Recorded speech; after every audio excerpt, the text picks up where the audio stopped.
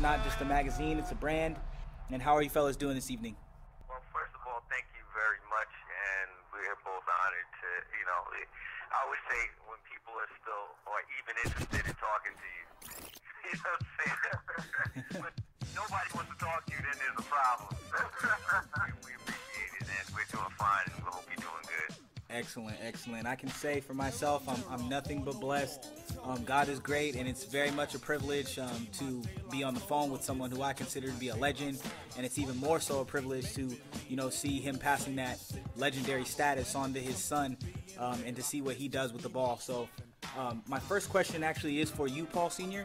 How has your experience as a world-renowned producer slash DJ slash Grammy Award-winning artist help to cultivate what you now see in the hip-hop game present day? What I've done in the past help cultivate what's in hip-hop present day? Correct. I think it's not necessarily my accolades that kind of help what's in the present day. I think it's just the basic stance we have for hip-hop in general. Like hip-hop artists, especially coming up in the 80s, our whole thing was defending hip-hop itself. Because you got to remember back then, music, like the powers that be, they didn't take hip-hop as a serious art. They didn't take it as a real music. They said it was a fad. Right. And it took us collectively, all the artists back in those days, including myself, to stand up for it and say, yo, this is real music. If you remember, when the Grammys had hip-hop initially, it was just like, the teleprompter on the bottom. Oh yeah, guess who won? It was never televised. So it's a lot of struggles. I think in some ways kids might take it for granted almost, because they didn't have to go through that. But there was a point where it was tough for people just in hip-hop music in general. Definitely. I just remember growing up myself and my parents talking about it, like, to some degree they were like boycotting rappers, like, they wouldn't allow them to be at award shows, or it was one thing or it was the other, because it was a subculture, which is definitely something that people should acknowledge, Yeah,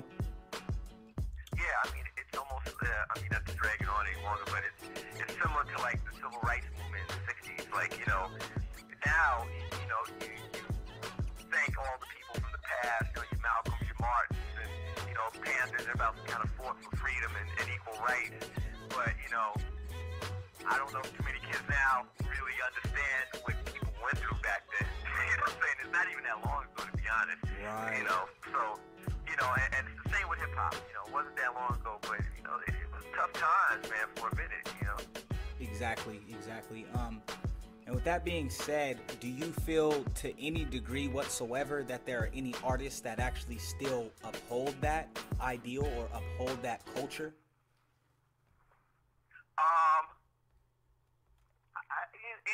It's hard to tell by what people think by their music.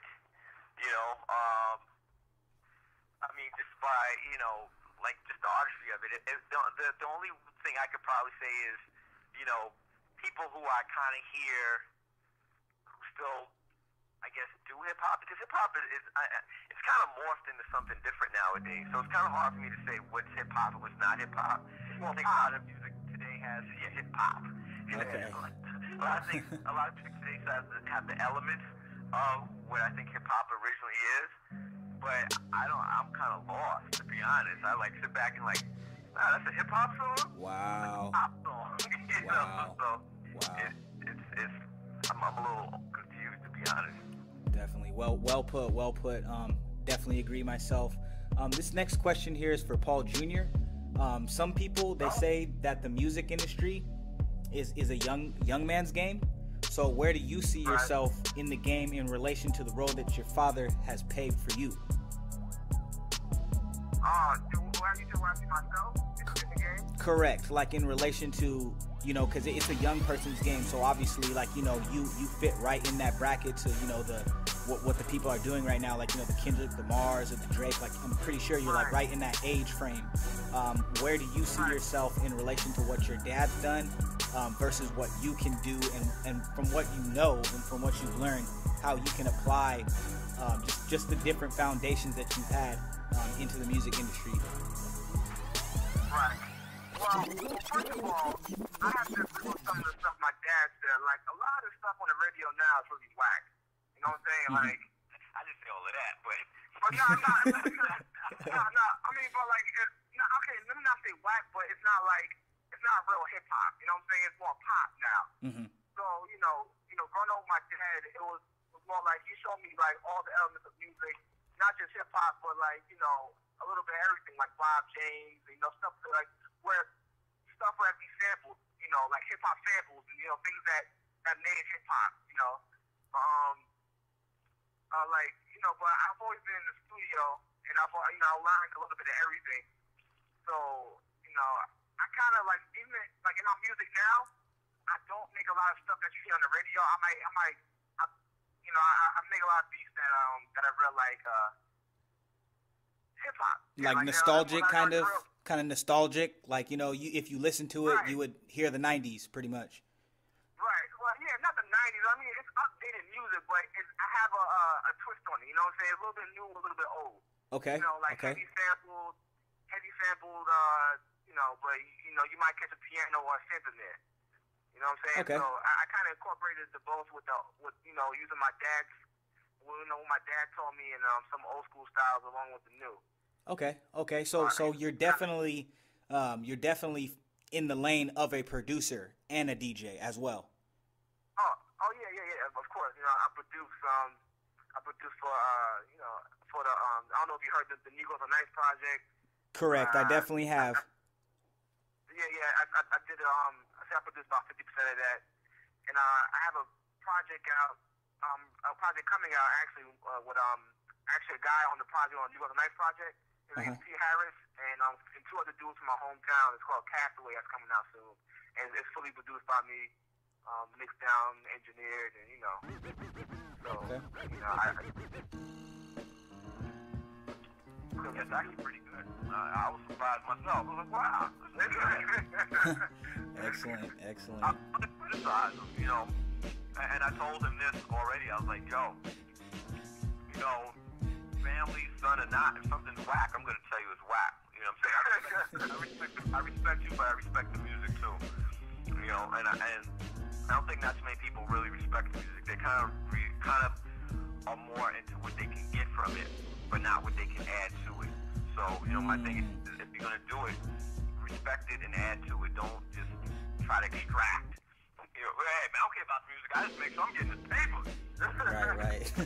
And the music gets worse and worse and worse and worse as generations go on, Definitely. That's pretty much, you hear a lot of that in regards to just the music. It's like it's deteriorating. But then again, hopefully, like with what you guys are doing and again, the road that you paved for your son, he's in that demographic, he's in that bracket of artists and DJs and producers that are up and coming right now. I definitely see something spawning out of this. I definitely see something really big spawning. And with that being said, this question is still for Paul Jr. 2012 was a really great year in general. A lot of people dropped their albums. A lot of different odd things happened. It was supposed to be the end of the world, but it didn't. Right. So we've seen a lot of great artists come out and whatnot. But give me a recap of your experiences for 2012. Like, what are some of the most notable experiences that you've had this last year? Notable experiences. I'll have to say that the whole Our Future, like the whole clique and the whole like wave they have going on, and the kind of like cult they have, that really amazed me because one, not only are they different, but like they make their own style of music, and they have and they kind of grab people's attention. You know what I'm saying? Mm-hmm. And they bring people along. So like that kind of caught my eye, and like it's something really dope. Like I think Earl is dope. Okay. Like hands down, I think he's super lyrical, as well as Tyler and a bunch of other people were like, what's his name? What's the Miller Hype? Okay. So like they're like subgroups inside like Our Future. I think they're all dope. I think they're all really lyrical. I don't agree with most of some of the lyrics, but it's entertainment. You know, so Right, I right. thought they were pretty cool. Right. Like, but you know, besides the profane nature of their lyrics, you know, just the fact that they're almost like what, like 11, a collective of 11 rappers. That's almost like the West Coast Right. Wu-Tang, you know. But Right. yeah, you know, It is, minus the yeah. consciousness, of course, you know. But yeah, Right, exactly. yeah. Yep. And like, okay, I have one more. I said Our Future, and that's crazy. They both coming from the West Coast. I have to say Kendrick Lamar. Okay. Kendrick Lamar, you know, he really shocked me too. He's super talented and lyrical as well. Absolutely. His past album was pretty amazing to me. Okay. You don't get too many albums now that like are really hip hop and that have like that type of feel, like that move, that laid back move. Yeah, you know, I feel like, you know, to some degree, he was trying to touch something. He was trying to touch people in a different way that, you know, a lot of rappers aren't. You know, just the fact that, you know, he decided to use a John Singleton film and, you know, make it the title of his single, Poetic Justice, you know, and then it had the whole feel, had Janet Jackson in it. You know, you close your eyes and you're seeing something somewhat nostalgic, but it's still kind of hip to the time. So where, you know, it's like baby making music, like you can't really like decipher what it really is, but then it's kind of lyrical, and then, you know, so definitely. Exactly. So this next question is for Paul Sr. How important do you think flexibility in the rap game is for a rapper? Flexibility in what sense? Just being able to adapt, because, you know, you see a lot of people, like, for example, Snoop Dogg, he's now Snoop Lion, you know, which is right, which is really cool. You know, it's kind of hip, you know, it's cool. You know, the people are feeling it or whatnot, but, you know, you notice that, you know, you have artists like De La Soul, and they'll have an imprint on rap music forever, to where, you know, people can't deny the fact that, you know, Kanye West, he'll honestly tell you that De La Soul's an influence, or a Tribe Called Quest is an influence. But nowadays, these artists, they have somewhat like a 5-year lifespan to their music, to where they're constantly having to reinvent themselves.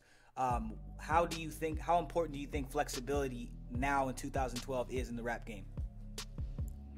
I mean, you know, what's weird is when you talk about like what we did back in the day, it's like we really didn't think of the future too much. You know, we just thought of like making the best music and standing out and being different from one another. You know, like you're influenced by different people. You did, oh wow, that's cool. I'm applying to mine, but I'm still going to be my own unique thing and be competitive. And that kind of forged our own individuality and identity, I guess, which in the long run kind of determine whatever our legacy is. And I think it's the same thing with the kids now. It's like you're not going to get so far by copying other people because you're using somebody else's identity. You know, I'm sure there's a lot of local, I hate to use Malcolm X all the time, but the local political activists that you'll never hear about because they copy whatever he did. Exactly. Like, it's all for a good cause, it's all for whatever, but, you know, until you start carving out your own identity and your own individualism, you know, it's hard. To me, that's even greater than flexibility, because you'll always be in the history books. You'll be the first to do this, the one who originated whatever style. You know, there's certain things that'll automatically people have to put the finger towards you, and you'll inspire somebody else to think along that line. I mean, and now also I think what's cool is and which is good too is, you know, people are thinking outside of just music. I mean, you know, I guess it's more branding than anything else. But not when the brand becomes, you know, your branding becomes bigger than you are, then it gets a little weird. But you know, I think that's always good too. Right. Like, I'm not too sure if you guys are familiar with this rapper, but his name is Nipsey Hussle. He said something along the lines of, he said, I make more money off of clothes, give away the music for free, make double back in shows.